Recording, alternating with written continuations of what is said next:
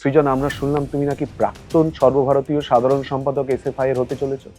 খুব খারাপ সোর্স তোমার, পুরো ভুলভাল খবর দিচ্ছে। তাই? আমরা শুনলাম তুমি নাকি সিপিএম ত্যাগী হতে চলেছো।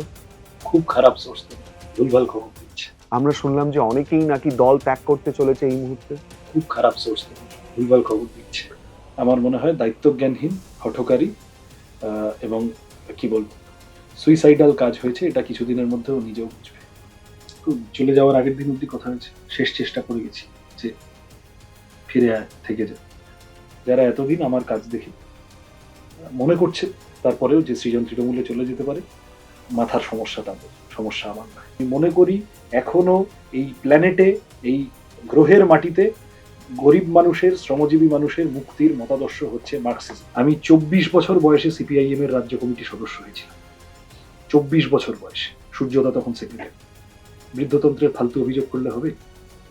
গুরুত্বপূর্ণ দায়িত্ব আমাদের প্রজন্মকে পার্টি দেয়।